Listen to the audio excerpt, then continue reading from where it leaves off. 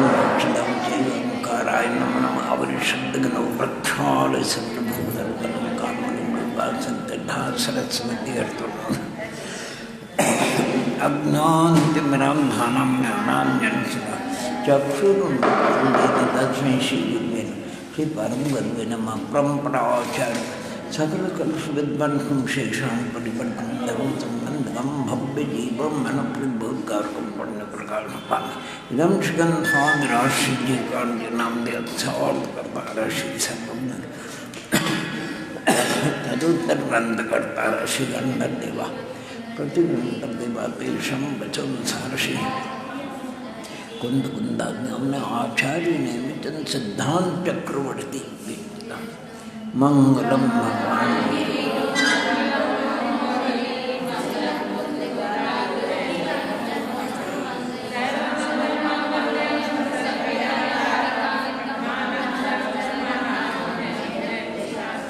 नमो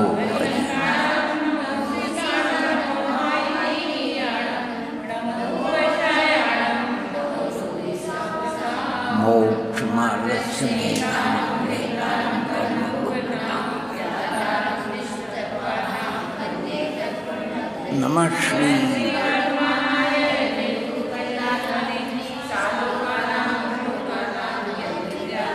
सिद्धं शुद्धं परम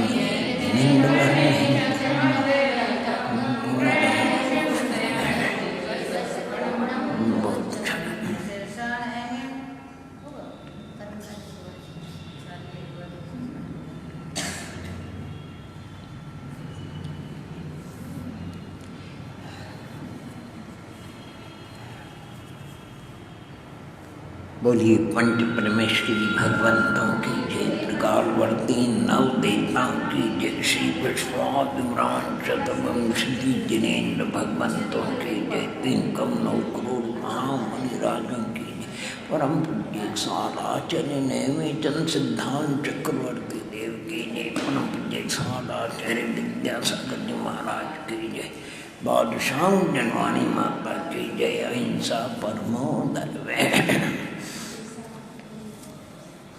जीवकांड गौमरसार पूर्वार्ध जीवकांड में अब चलेगा गुणस्थानों का, है नहीं? यानी प्रथम गुणस्थान का कुछ रह गया कि आगे सब है। आज चतुर्दशी है, कोई बात नहीं, इसमें बता देंगे। अभी चतुर्दशी एक ध्यान रखना, अभी वैसे 2:45 बजी थी, तो मैंने कहा अभी 15-20 मिनट 20 मिनट कम थे, तो जो प्रतिदिन भावना भाते नहीं, वही भावना में लग गए। अब उस भावना में तो अभी भी थोड़ी सी अपूर्ण रह गई। यानी प्रतिदिन की प्रत्येक अगर आप सभी ये भावना भाव तो मुझे बहुत और आनंद हर्ष होगा। और इसलिए होगा, अब आप कौन सा ऐसा भव्य है जिसकी लाटरी खुल जाए, जिसकी अंतःकरण की विशुद्धि और उसको मोक्ष मार्ग में यानी उसकी एंट्री क्या बोलते हैं, जिनेन्द्र भगवान के मार्ग में यानी 2 पार्टी है।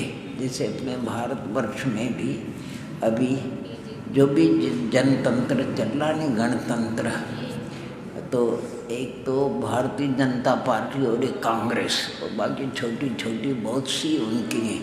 ऐसी यहाँ 2 पार्टी, एक मोहू की और एक जिनराज की, एक मोहू की और एक जिनराज की।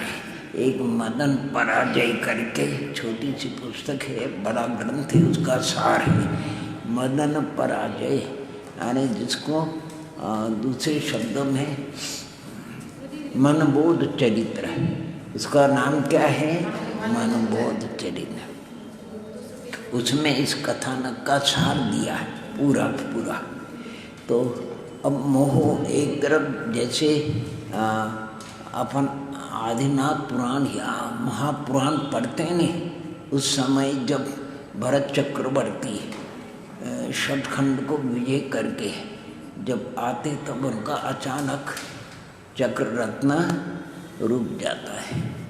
तो वो फिर परामर्श करते हैं मंत्रिमंडल से, क्या बात है कि अभी आने षटखंड में 32,000 मुकुटबद्ध राजाओं में एक कोई ऐसा राजा है जिसने अभी आपकी आधीनता स्वीकार नहीं करी। बोले कि सब मलेच्छ खंड हो गए, सब हरिखंड हो गए, ऐसा कौन राजा रह गया।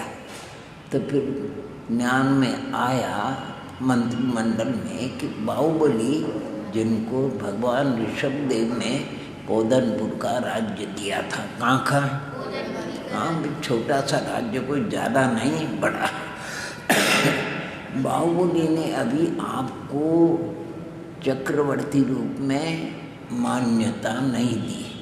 आपको भाई तो मानते हैं, बड़े भाई मानते हैं और आदर भी देते हैं, सब कुछ करते हैं, लेकिन चक्रवर्ती आपको अभी वो चक्रवर्ती, आप षटखंड के लिए चक्रवर्ती है, लेकिन बाहुबली के लिए भाई हैं, वो आपको अभी राजा नहीं मानते हैं। तो फिर क्या करना, चक्र का नियोग है, वो जाता नहीं, प्रवेश नहीं।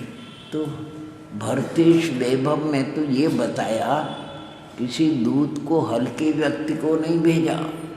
भरत चक्रवर्ती के समकक्ष जो उनके मित्र थे, दक्षिणांक, नागरांक, ऐसे उच्च कोटि के मित्रों को बाहुबली के पास भेजा और कहा कि ऐसा ऐसा माने प्रसंग है।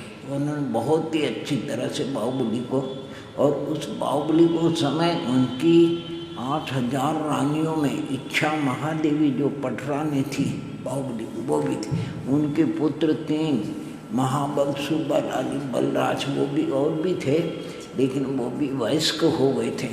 और माता माने सुनंदा, नंदा जो भी माता थी, सबने हाथ जोड़ करके आने कहा कि नियोग है, वैसे आपके बड़े भाई हैं, पिता तुल्य है, और ये षटखंड का प्रसंग है, इसमें 32,000, तो आपको अगर जा कर के बड़े भाई के नाते, और वो भी उनका अगर, बाहुबली बोले कि भाई के नाते 10 बार मैं प्रणाम कर सकता हूँ,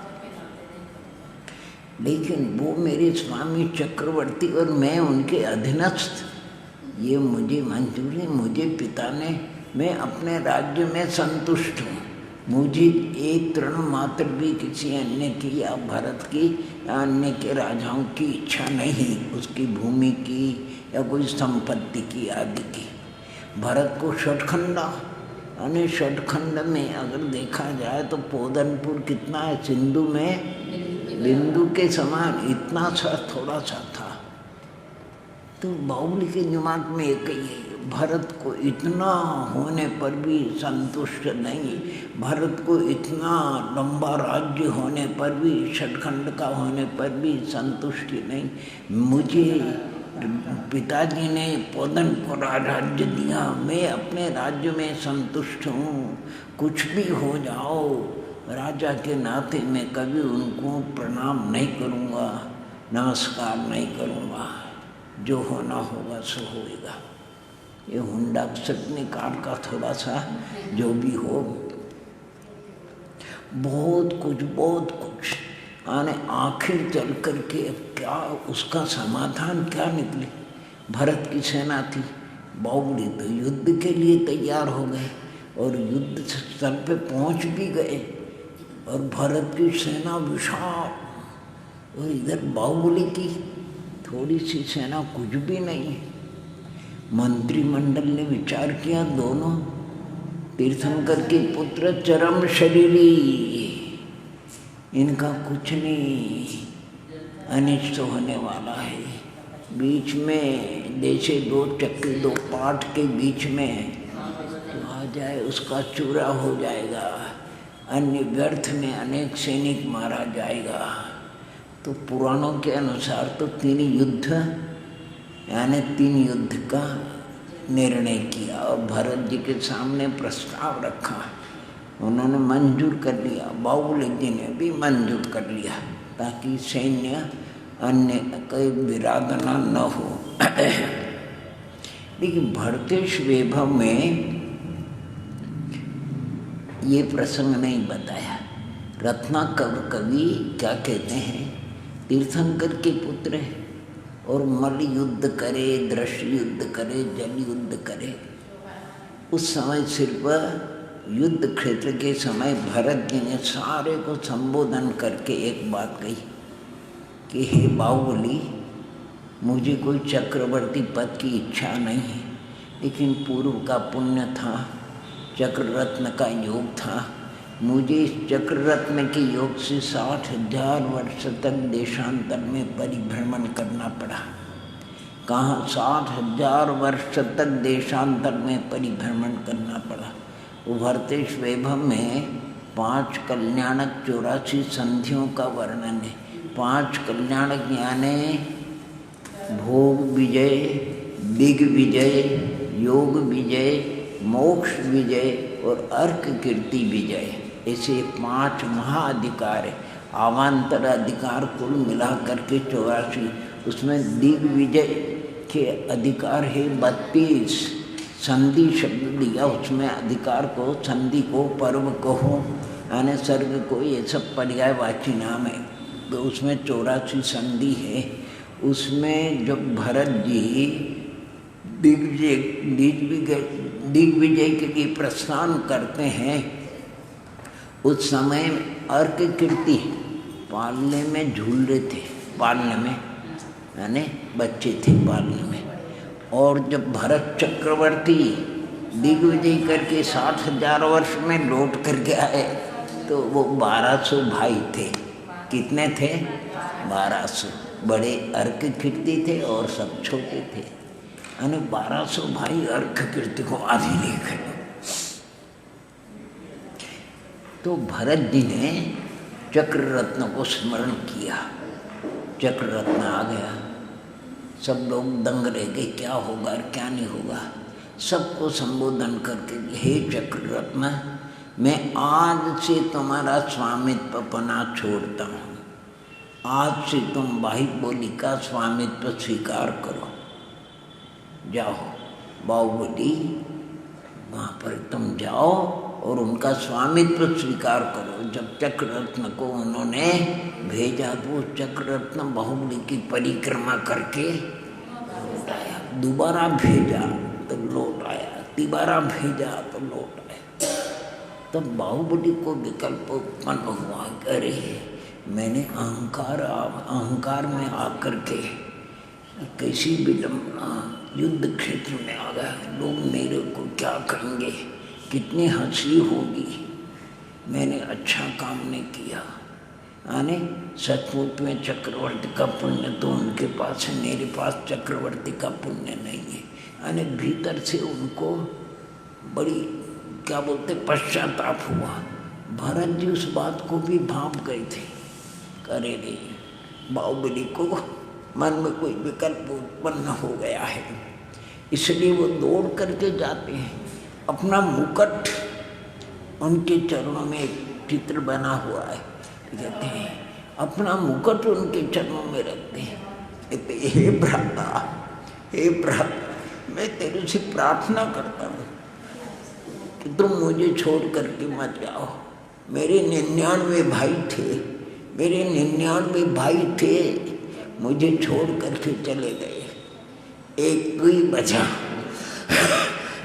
इसलिए मेरे को छोड़ करके मत जाओ। मैं तेरे चरणों में मस्तक झुकाता हूँ, मुकुट रखता हूँ। बाहुबली पश्चाताप कर और भरत जी भी अश्रुधारा, तो उस समय का रत्नाकर कवि ने भरत जी की अश्रुधारा कहाँ गिर रही थी? बाहुबली के चरणों पर। इसलिए भरत जी अपनी अश्रुधारा के द्वारा बाहुबली का चरणाभिषेक कर रहे थे और बाहुबली के पश्चाताप से अश्रुधारा भरत के मस्तक पर गिर रही थी। इसलिए बाहुबली अपने पश्चाताप अश्रुधारा से भरत का राज्याभिषेक कर रहे थे।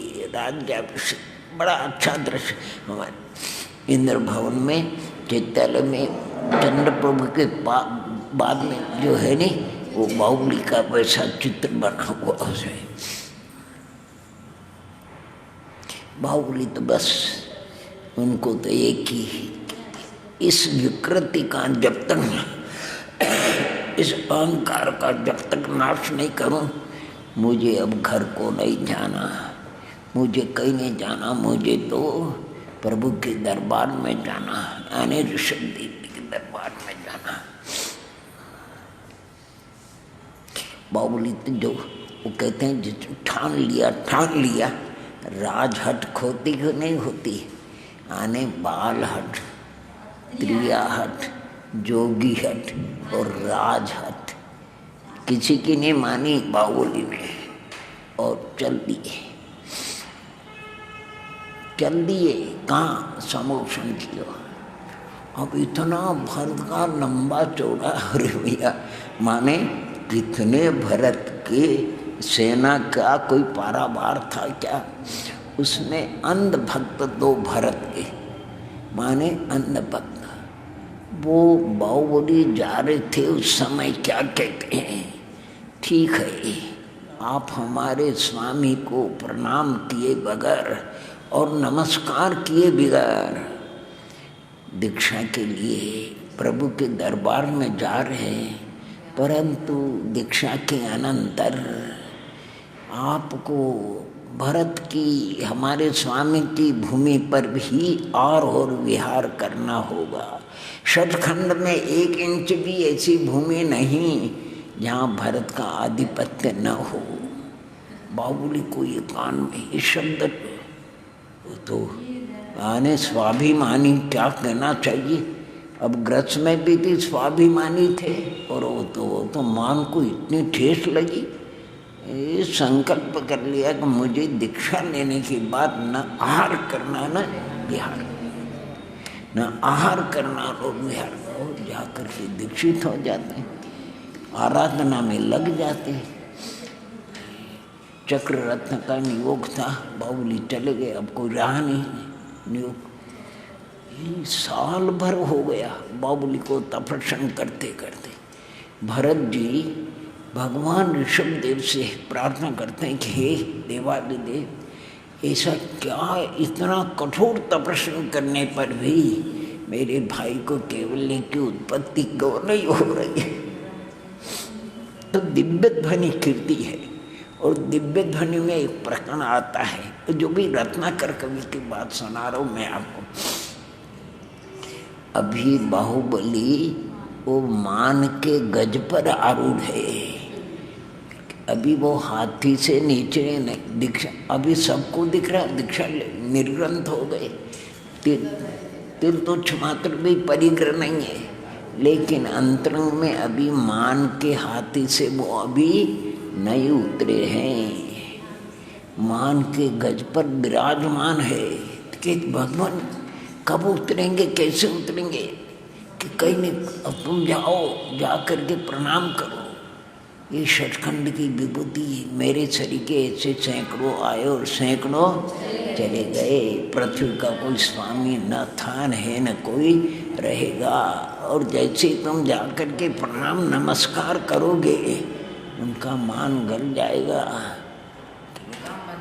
भरत जी ने, अरे ऐसी बात है, भरत जी ने कहाँ विलम्ब, तुरंत गए उनके चरणों में मुकुट रख करके थे।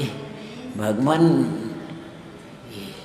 पृथ्वी किसी की नहीं है, मेरे सरीके में जब दिग्विजय के बाद मध्य मलेच्छ खंड में नियोग के अनुसार एक वृषभाचर अपनी प्रशस्ति लिखने के लिए गया। अवसर अपने काल के तृतीय काल के अंत में ऋषभ देव का पुत्र इक्ष्वाकु वंशी प्रथम चक्रवर्ती भरत, जिसके 100 भाई 2 बहनें,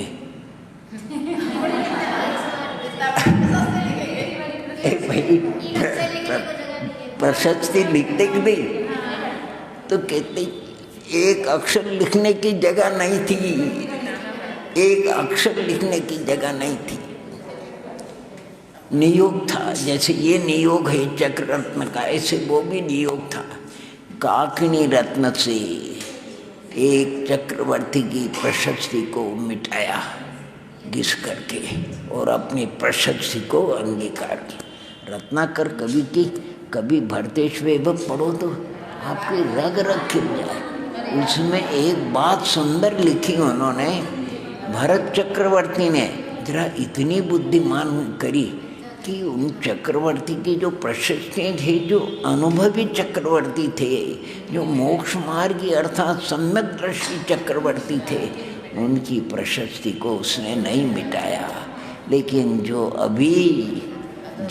चक्रवर्ती अभी सम्यक दृष्टि नहीं थे, उनकी प्रशस्ति को उन्होंने मिटाया।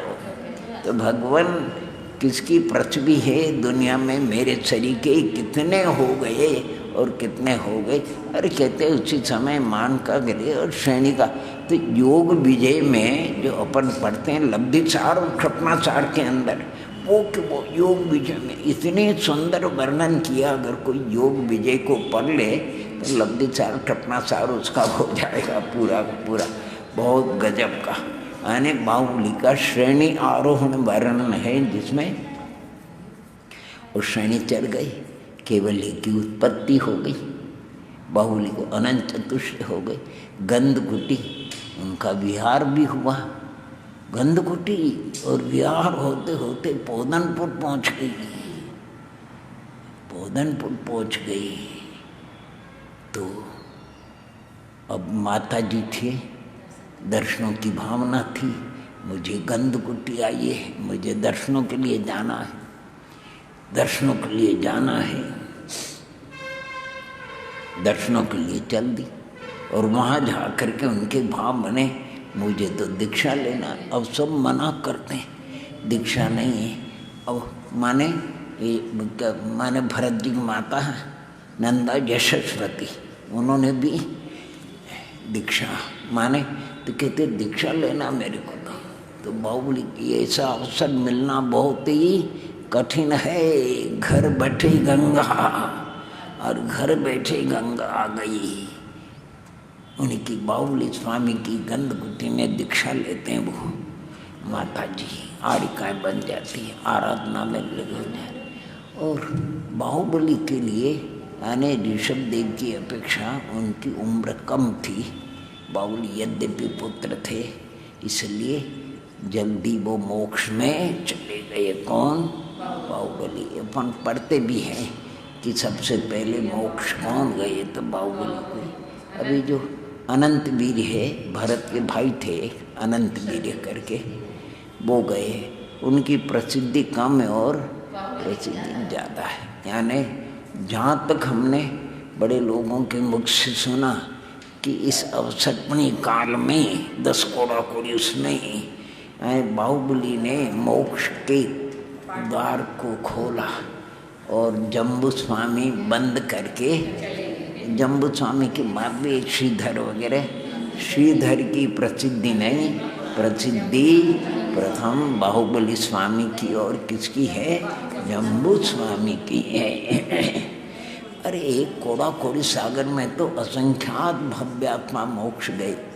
तो हम कहने का तात्पर्य इतना है, ये बाहुबली चामुंड राय, ये गोमटेश्वर जो आप देख रहे हैं प्रतिमा, गोमटेश्वर बाहुबली की सबसे पहले श्रवण बेलगोला में इस प्रतिमा का निर्माण हुआ।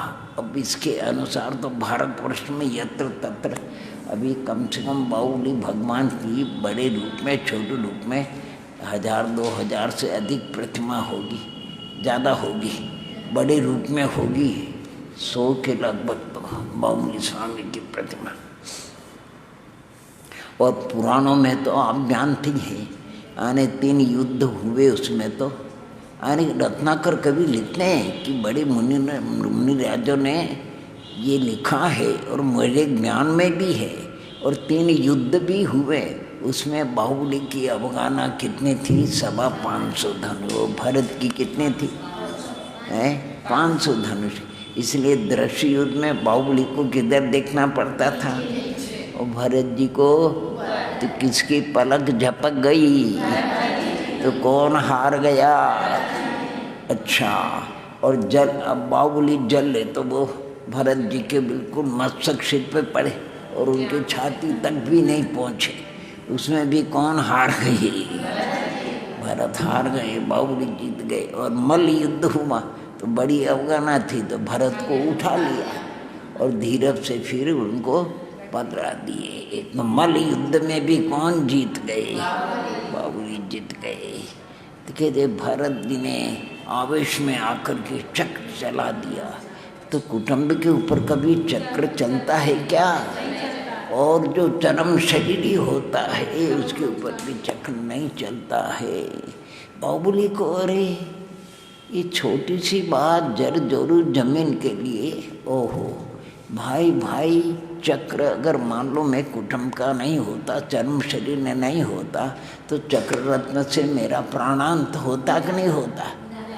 संसार को सर धिक्कार धिक्कार संसार को। बाहुबली विरक्त होकर के चले गए। 1 वर्ष तक बाहुबली ने विहार भी नहीं किया और आहार भी नहीं। आहार भी किया क्या? नहीं। और विहार किया क्या? विहार भी नहीं किया, आहार भी नहीं किया।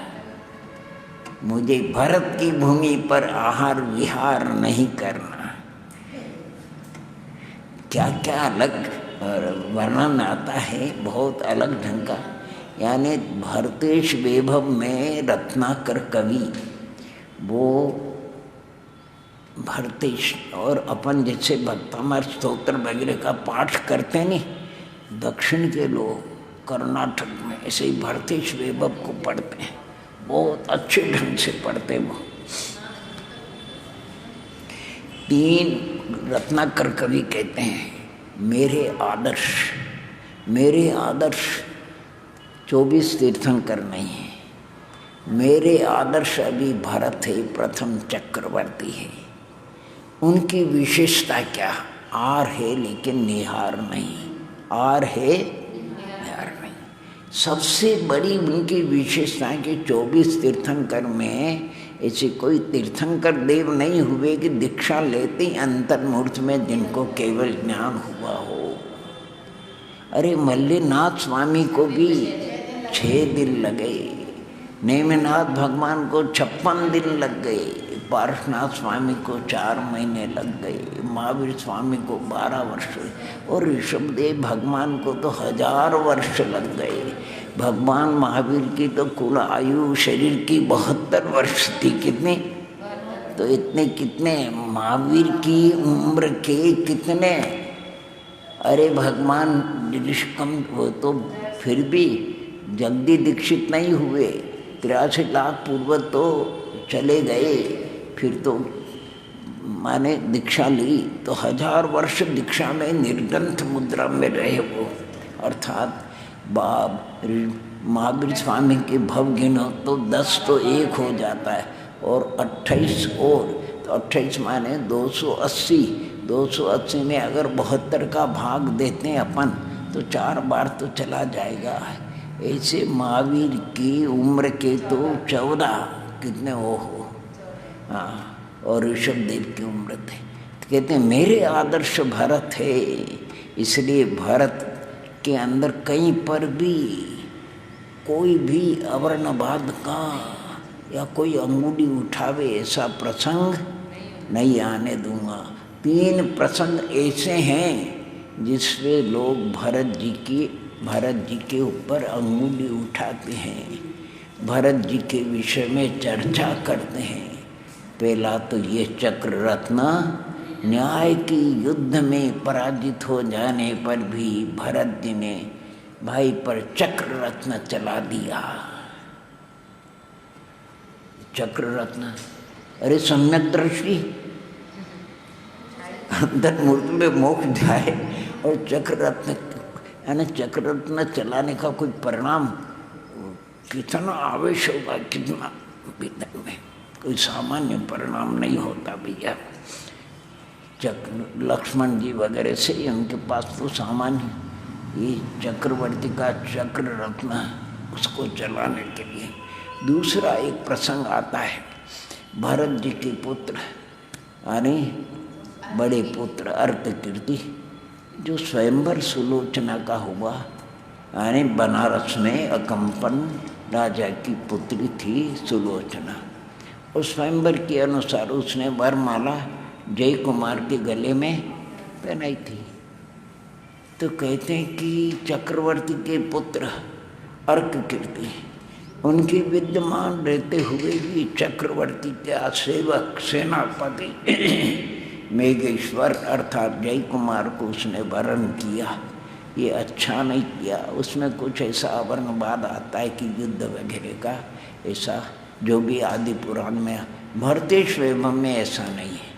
रत्नाकर कवि कहते हैं मेरे आदर्श भरत के पुत्र ओहो अर्ककीर्ति आदिराज जब दिग्विजय छठखंड के अधिपति हो गए तो पिताजी का आशीर्वाद लेकर के देशांतर अवलोकन के लिए यानी परिभ्रमण के लिए गए। ऐसे वो परिभ्रमण करते करते योगान योग उनको तो मालूम नहीं था, बनारस के निकट पहुंच जाते हैं। जब बनारस के निकट पहुंच जाते उस समय स्वयंवर का प्रकरण था और अकम्पन वगैरह को, और क्या करना, राजकुमार आ गए। तो सब बड़े बड़े राजाओं को लेकर करके अर्ककीर्ति आदि राज जिन राज के पास जाते हैं, कहते हैं आपको भी हमारे स्वयंवर की शोभा बढ़ाना है, आपको पधारना है। तो अर्ककीर्ति कितनी बढ़िया बात कहते हैं, राजन आपने हमको निमंत्रण कहाँ दिया, बिना निमंत्रण किए तो हम घूमते घूमते पिताजी के आशीर्वाद से आ गए कि हम आपको निमंत्रण किया, आप कितने बड़े लोग हो और हम कितने छोटे। देखो जाति की अपेक्षा बड़ा छोटा नहीं होता, आप भी क्षत्रिय हम भी क्षत्रिय, कोई इसमें छोटे बड़े का व्यवहार नहीं। कम से कम आपको निमंत्रण या पिताजी के पास निमंत्रण भेजना था। खैर आपने निमंत्रण नहीं भेजे, फिर भी आप आए, बड़ी उम्र के हैं, हम आपका अपमान नहीं करेंगे, आपकी शोभा, हम अपने मित्रों को स्वयंवर में भेजेंगे। लेकिन हम तो नहीं आए, इसलिए नहीं आएंगे कि स्वयंवर जो है वो अच्छा काम नहीं है। स्वयंवर तो परिस्थिति वश करना पड़ता है राजाओं को, इसलिए करना पड़ता है कि अब उस कन्या के योग्य वर नहीं मिला, अब कहाँ खोजें, क्या करें, कन्या विदुषी है। राजा राजपुत्रों को आमंत्रित करते हैं, कन्या अपने विवेक से वर को वरण कर लेती है, बाकी अच्छा काम नहीं है स्वयंवर का। राजन सुनो, और स्वयंवर में 2-3 हजार राजकुमार आएंगे कि नहीं आएंगे? आएंगे। अब मान लो कन्या एक है, वरमाला एक के गले में गिरेगी कि सबके, तो बाकी राजकुमारों का क्या होगा? अरे उनका पानी उतर जाएगा। जब भी कन्या किसी राजकुमार की समक्ष पहुंचती है और खोजा उनका परिचय देता है, कहता है तुझे अगर ऐसी माँ ने उसको कई नमक मिर्ची लगा करके उन राजकुमारों का गुणगान करते हैं खोजा, और कहते तेरी भावना हो तो इनको वर्ण कर, वो आगे चल देती है। जब वो आगे चल देती है तो उस राजकुमार की दशा रत्नाकर कवि के मुख से तो मैं सुना नहीं सकता। उनकी ऐसी हालत हो जाती है, ऐसी हालत हो जाती है कि पूछो मत। आने उनको इतना बुरा लगता है उन राजकुमारों को कि अगर धरती फट जाए तो उसमें समा जाए। आने कन्या ने हमको उल्लंघन करके आगे चली गई। अच्छा, जितने राजकुमार होते सबकी भावना क्या रहती बोलो? हाँ, मेरे को वरण करे, मेरे को वरण करे। अरे इधर देखो नहीं, पद्म पुराण में तो बहुत पीछे की मनुष्य वो लवणांकुश और लक्ष्मण के कितने 250 पुत्र, कई स्वयंवर हुआ, पहुंच गया, और उन दोनों कन्याओं ने वरमाला किसके गले में? हाँ, लवणांकुश गले में। तो 8 भाइयों को कहते पटरानियों को छोड़ करके बाकी को विकृति हो गई, तो वो 8 भाई बड़े समझाते, अरे ये क्या विकल्प करते हो, एक स्त्री पदार्थ मिल गया तो कौन सी नीति मिल गई, और ये तो व्यवहार है। वो अपने बड़े भाई, वो अपने भावज है, माता तुल्य, यानी बहुत बड़े ढंग से अपने को, तो ये बार बार का क्या बोलते हैं, शादी एक बार ऐसी शादी करना कि अनंत काल तक फिर उसका वियोग। तो ऐसी शादी कौन सी है? मुक्ति रूपी कन्या, उसके साथ वो भी स्वयंवर है। वो मुक्ति रूपी कन्या सिद्धसेन महाराज की पुत्री है, वो भी वरमाला लेकर के खड़ी है।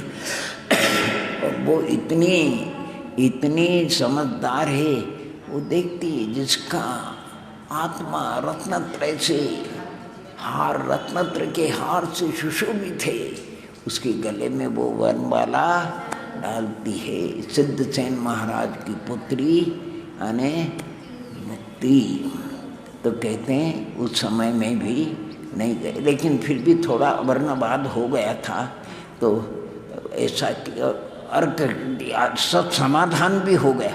लेकिन बात तो जरा सी होती तो लोग नमक मिर्ची लगा करके बड़ी कर दे। उनके जब तक पिता के दर्शन नहीं होंगे तब तक उन्होंने बहुत प्रत्याख्यान किया और पिता से जा करके ऐसा नहीं। और तीसरी बात, चक्रवर्ती की पटरानी, जिसकी संतान नहीं होती है, भोगासक्त तो होती तो कितने नरक में जाते। रत्नाकर के भी मैंने इस पुराण पढ़ा है और लिखा है बड़े बड़े आचार्यों ने। लेकिन हाँ, मैं इतना हेतु और तर्क दूंगा कि जो चक्रवर्ती भोगों में आसक्त रहता उसकी पटरानी भी भोगों में आसक्त रहती है।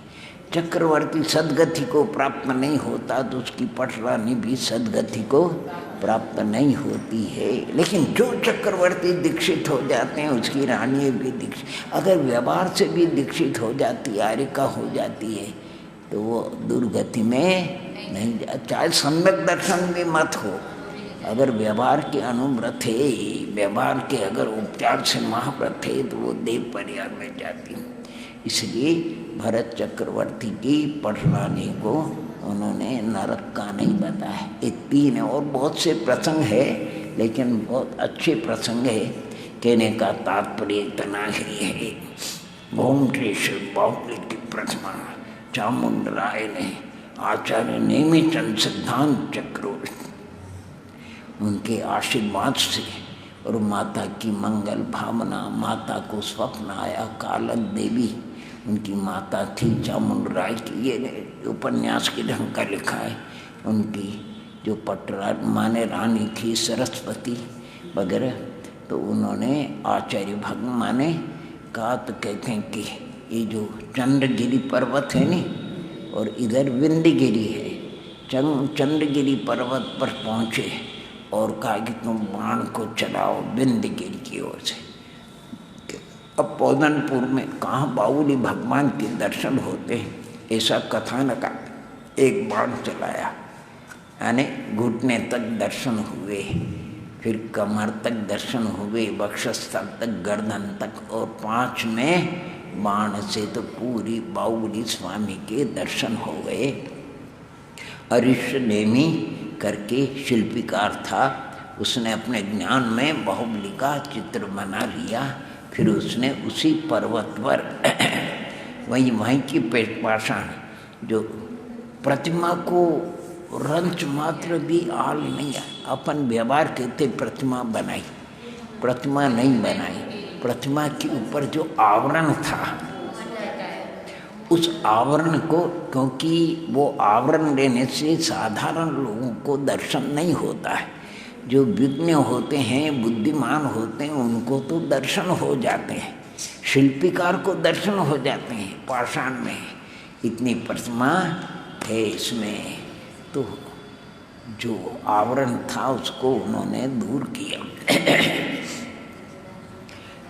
जब प्रतिमा का निर्माण पूर्ण हो गया तो चामुंड राय ने घोषणा करी कि जो अभी इस प्रतिमा से और भी व्यर्थ का जो पाषाण दूर करेगा, उतना मैं उसको सोना स्वर्ण दूंगा, उसके वजन के बराबर। शिल्पीकार थोड़ा सा लोभ जागृत हो गया, तो उसने जो पाषाण निकाला और सोना मिलता था, एक कमरा भर गया पूरा स्वर्ण से, यानी। और जो उसकी माता ने देखा, हरीश नेमी शिल्प का, अरे रे रे कहाँ चला गया, ओहो, ये लोग तो अनर्थ का कारण है। बेटे को समझाया, बेटा ये काम नहीं करो, तो मेरे दूध की लाज रखो, सारा सोना राजकोष में पहुंचाओ, राजकोष में, और प्रतिमा जी का निर्माण पूर्ण करो। माता का आशीर्वाद लेकर के सारा राजकोष में स्वर्ण पहुंचा दिया, केवल मुखाकृति रही। और जो मंत्र अरिष्ट ने भी 7 दिन तक लगातार उस प्रतिमा माने मुखाकृति नीचे भोजन लेकर के माता पत्नी सब खड़े, अब उतरेगा, अब उतरेगा, अब उतरेगा। 7 दिन तक ऐसी कोई देवी शक्ति ने काम किया, उसकी मुखाकृति जो बनाई है गोमटेश्वर बाहुबली की, जैसे वो नीचे उतरा, फिर वो 7 दिन की शक्ति है, यानी मूर्छित होकर के शीतोपचार के द्वारा उनको आज दिन तक कितनी प्रतिमा भारतवर्ष में शिल्पकारों ने बनाई, गोमटेश्वर बाहुबली भगवान की। और जो पुराने समय की बात होगा, क्या नहीं किसी की नज़र न लग जाए, देखा है आपने, एक अंगुली हाँ छोटी रख दी ताकि नज़र न लग जाए। और देखो वहाँ कर्नाटक भाषा में प्रशस्ति लिखी सब पूरी, 1000 यानी 81, 1000 और 19 और 20 कितने, 1039 वर्ष हो गए उस प्रतिमा को, 1039 वर्ष हो गए। आज भी बाहुबली की प्रतिमा, और उसका जो लिए बताते नहीं, वो अतिशय सब वर्णन करते रहे वहाँ, तो वो विषुवत रेखा बोलते उसे, वो मध्य जो सूर्य उदय होता है रस, ठीक मध्याह्न 12 बजे वो सूर्य उस प्रतिमा की ठीक मस्तक पर रहता है। कहाँ रहता है? तो इसलिए उस समय अगर आप देखोगे तो परछाई आपको बड़ा दिखेगी नहीं, यानी परछाई दिखे ही नहीं, इसलिए कहते प्रतिमा की परछाई नहीं पड़ती है प्रतिमा की। दूसरी पर्वत जो है वो वृक्षहीन है, तो वहाँ पक्षी वगैरह कोई, वो तो जहाँ कुछ खाने को मिलता है तब जाकर के पक्षी, तो पक्षी बैठने का प्रश्न है नहीं। हाँ इतना जरूरी कि मस्तकाभिषेक का होता उस समय, वो दक्षिण के लोग ये शक्कर भी है और दाल भी न मालूम किन किन का अभिषेक करते हैं वो। और जब उत्तर रहता तो पक्षी चले भी जाते हैं, पक्षी को क्या भगवान से कोई मतलब नहीं, उनको तो खाने से मतलब है। लेकिन वो अद्भुत प्रतिमा, हम तो उनकी परछाई में भी खड़े रहे, ध्यान चिंतन किया, और क्या गजब की प्रतिमा बनाई। दक्षिण की एक पुराने जमाने की घटना है वन्य जीवन गाथा में। उस समय कोई आवागमन के साधन नहीं थे, ट्रेन बसें वगैरह कुछ नहीं, बड़ी मुश्किल से गाड़ियों से कैसे जाते थे, पैदल पैदल। गोमटेश्वर की वंदना को पहुँचे माता जी और ब्रह्मचारी, वही गणेश प्रसाद जी वर्णी ठहरे होंगे। जो भी स्थान आज के समय में तो बहुत बढ़ गया, कोई होगा, और कूप से पानी वगैरह का था, वहाँ कुछ स्नान आदि किए होंगे, तो वो बटवे में पैसे थे, यानी बटवा था वो रखा था और भूल गए, जहाँ ठहरे थे आ गए भोजन करने और बटवा याद आ गया। अब कहते माता जी हम तो बटवा भूल गए। माता जी कहते देखो भैया भोजन तो शांति से कर लो, अपने भाग्य में होगा तो मिल जाएगा, नहीं होगा तुम भोजन छोड़ करके जाओगे तो भी नहीं मिलेगा। लेकिन आकुलता तो होती है, आखिर वो जैसे तैसे भोजन करके वहाँ गए, बटवा झोंका तो कई महिलाएं और पानी भर रहे ले जा रहे।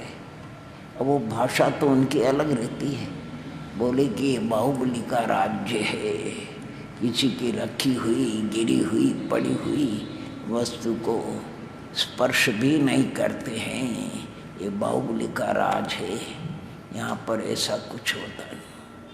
ओहो क्या ईमानदारी, क्या ईमानदारी, बाहुबली का राज है, किसी की भूली हुई रखी चीज़ को स्पर्श नहीं करते हैं। वो जमाना था अब देखो समय कितना बदल गया। अगर मान लो किसी बूढ़ी माँ के पैर में कोई चांदी का उपकरण हो, ऐसे दुर्जन हो गए, अगर वो कड़ी नहीं निकलती तो पैर को भी नुकसान पहुंचा देते हैं। मतलब बाहुबली का जहाँ पर है आज भी वो। अच्छा, वो प्रतिमा आपको मालूम है वो उसका मुख किधर है? उत्तर में। हाँ, उत्तराभिमुख है, यानी उत्तराभिमुख है। ये पूर्व है, ये पश्चिम है, तो अपनी ओर है। पीठ उनकी दक्षिण और उत्तर की ओर उनका माला उत्तराभिमुख है, उत्तराभिमुख। और बड़ी बड़ी चट्टानें अलग करके जो वहाँ देखोगे चारों ओर, उस प्रतिमा को कैसा सुंदर निकाला है। और वो गुल्लिका जी का आता नहीं, गुल्लिका आपने कभी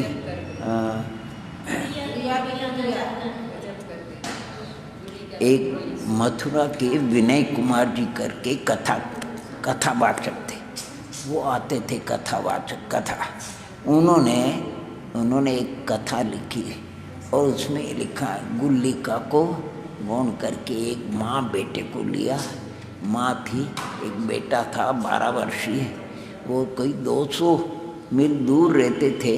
महामस्तकाभिषेक का जब विज्ञप्ति सुनी, माँ बेटे धीरे धीरे जैसे बना पैदल चलते चलते वहाँ महामस्तकाभिषेक पहुँच गए। प्रथम महामस्तकाभिषेक। और राजा को था कि मैंने इस प्रतिमा का निर्माण कराया है तो मेरा तो पहला कलश होगा ही होगा। तो सारा हजारों लोग पहुँच गए, चांदी स्वर्ण के कलश। लेकिन बाहुबली भरत की नहीं चली, उनके सामने तो किसकी चलेगी, किसका अहंकार चलेगा। कलश ढाल ढाल करके परेशान हो गए। पूर्णाभिषेक नहीं हुआ, पूर्णाभिषेक नहीं हुआ। 1 दिन बीता, 2 दिन बीता, 3 दिन बीता। राजा आखिर चल करके सारे घोषणा कराता है कि इतने भव्यात्मा में जो भी भव्यात्मा पूर्णाभिषेक कराएगा, जब जब कलशाभिषेक होगा प्रथम उसी के नाम का कलश ढलेगा, प्रथम उसी के नाम का कलश ढलेगा। उस बच्चे ने और माँ ने प्रतिज्ञा कर ली, जब तक पूर्णाभिषेक नहीं होगा तो अन्न जल का त्याग।